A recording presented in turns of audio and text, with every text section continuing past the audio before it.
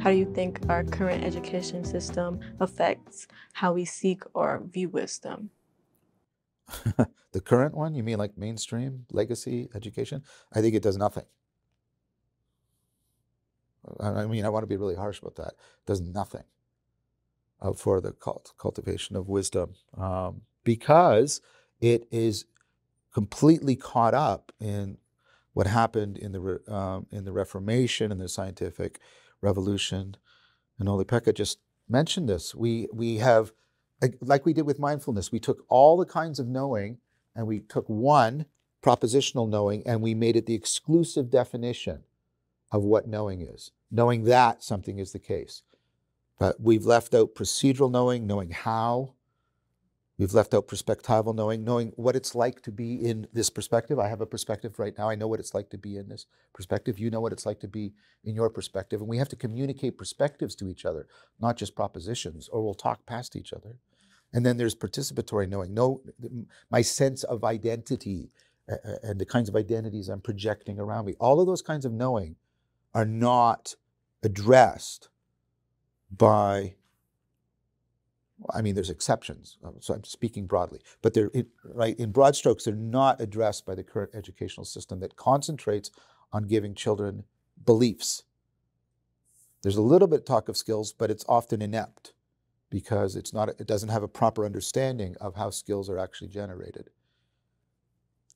Let alone virtues. Virtue is made up, you integrate beliefs, propositional knowing, skills, procedural knowing, states of mind, perspectival knowing, and traits of character. That's how you get a virtue. And a virtue is just a way of being wise. If I'm kind and it's the right thing to do at that's how I'm wise. If I'm courageous, that's how I'm wise in this situation. So we do not teach in a way that is conducive to the cultivation of virtue. And therefore, most of the education system is not helping people at all with the cultivation of wisdom. And therefore, if you think my previous argument is correct, it's not helping them address the meaning crisis, because that's what you need to address. We're in a wisdom famine, and our current educational system doesn't address it. You can't believe your way out of it, right? It's like therapy again. You can have the right, I shouldn't be doing this, and yet you keep doing it. Right? It's something other than your beliefs. That our culture is so fixated on beliefs as if they were the total directors of our behavior. And that is simply and quite significantly false.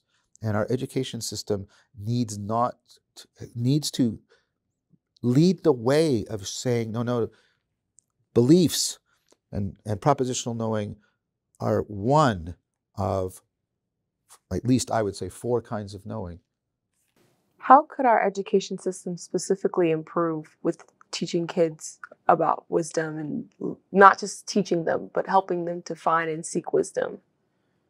So it should pay attention to all these emerging communities of practice where people are creating ecologies of practice to actually cultivate virtue and the kind of education they're invested in.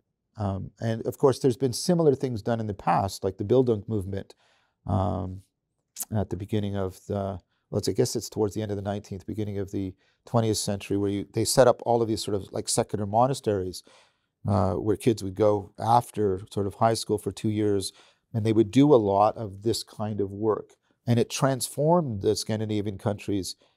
Lenny Anderson has written good books on this, The Nordic Secret. It transformed the Scandinavian countries from sort of authoritarian agrarian societies into the kind of democracies they are today.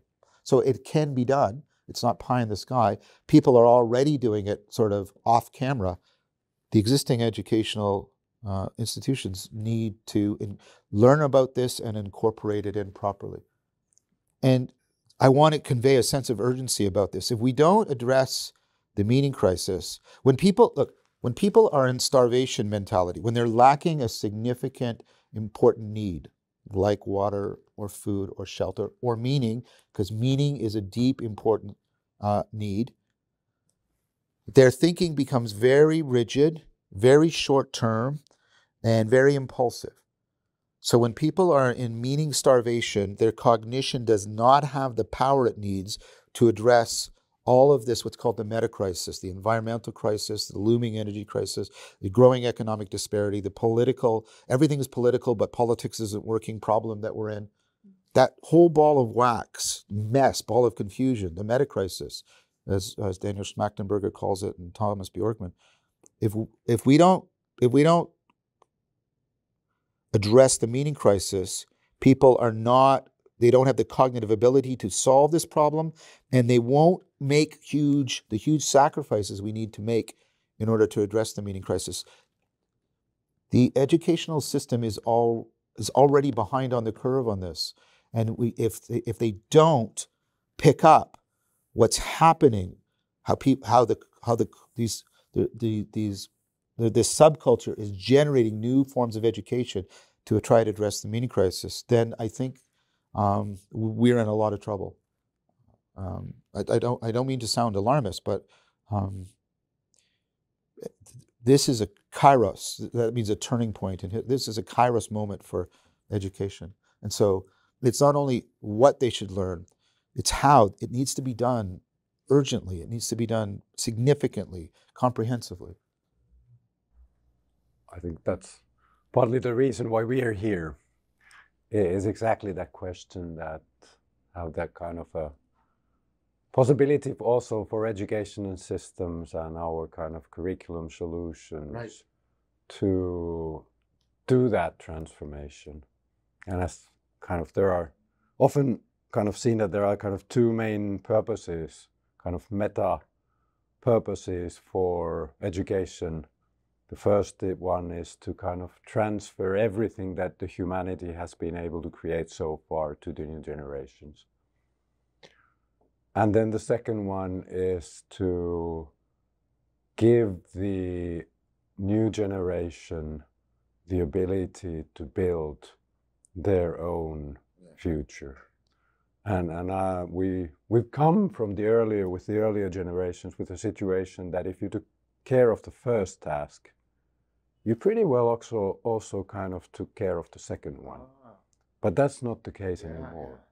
So we have to kind of separately find ways to deal with the second one, to give you the best skills and tools to build your futures. And I think the IB is well positioned to do that, because we do have certain practices of kind of inquiry-based thinking, kind of the service approach, the learner profile, which are very actually skill-based ideas. And there is that question of meaning in the service built in. So we want to kind of take steps forward to that road to take better care of the second task. Well, you already have sort of a foundation for that with the theory of knowings, which is one of the things that I really like about the IB program.